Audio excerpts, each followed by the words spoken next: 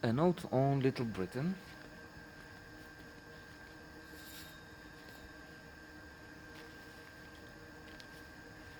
Uh, these are episodes which I liked very much. Uh, Most of the jokes, most of the situations within, except where maybe I didn't really get the humor, or it's just not my cup of tea. For instance, when uh, we have this gay character who is thinking he's the only one in the village, but then others show up, and indeed, it is probably an awkward, humorous situation, but I. Not well, maybe I get it now, even if I'm laughing a bit at the absurdity of it. And it was interesting for me to see how far boundaries can be pushed. It's true, in order to come up with something new, you can't just keep falling off a banana peel or have an exchange wherein there is a misunderstanding, even if I love them very often. I'm thinking now at that misunderstanding, which comes out as an excellent joke in The History of the World by Mel Brooks, which is twisted. I mean, it's not as it was, and characters appropriate to the time. No.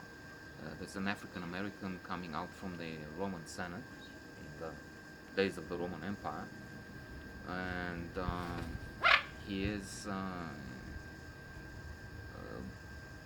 dancing boogie or whatever. No, it's not boogie, but disco music.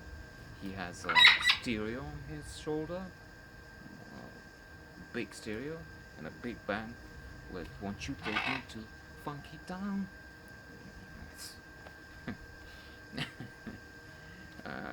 I thought that was good, but it's not historically accurate. Okay, the same thing here. It's forceful situation wherein we have Leonardo da Vinci. Okay, he's the painter. Only the proposition here is he didn't paint from his imagination or just took people from the street and used as models for the Last Supper. No, we have saints and Son of God and the table. And indeed, when Leonardo comes in, they said not like in the famous painting, but in other positions. And Leonardo, no, no, no, no, no, no, you here, you come over here, and so he's rearranging the whole setup. But a joke which became an insight. Dă-te jos de acolo, mă. Dă-te jos. Dă-te jos. Dă-te, dă-te. He may cut through, that's the point, and then he will fly away, and they did a few times. That's why all this set up. And it took a whole day to convince one to get down from a tree there and then another. So it's for their own good, believe me. I mean, they have to be around here. Um,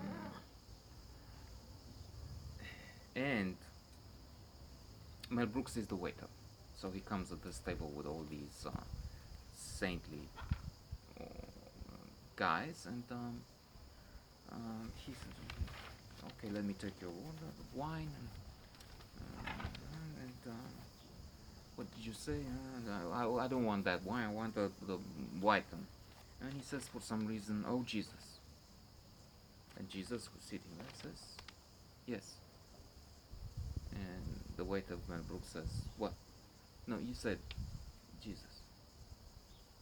"Yes." "What?" "Yes." "What?" Never mind. So it's this misunderstanding because nobody expects Jesus to be in the room.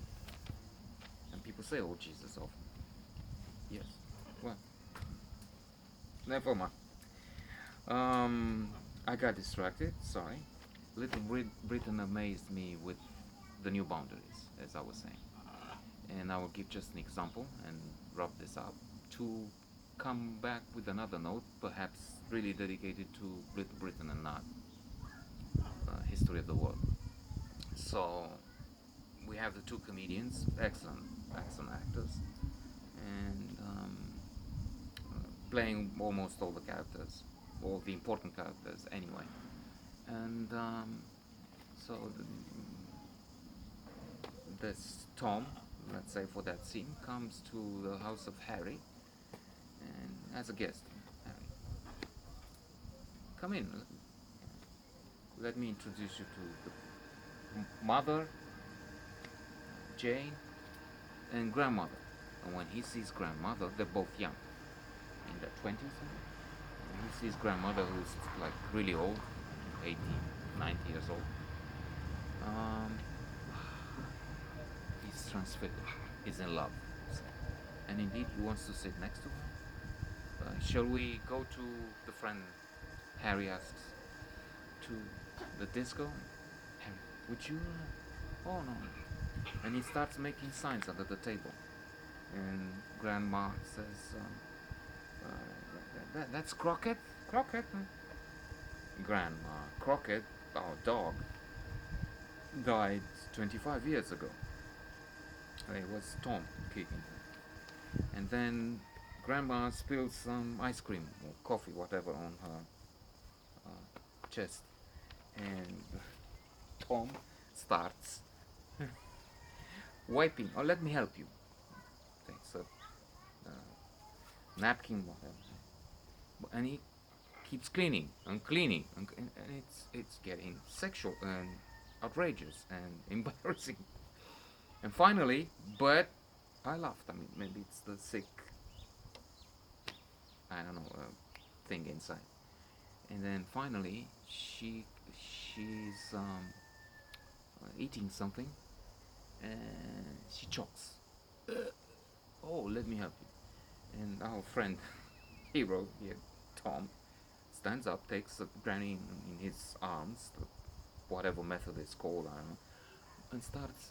But he's already like moaning. Uh, so he's nearly getting into uh, uh, an intercourse, it seems. I thought funny, but that's probably because I have mental problems. I don't know.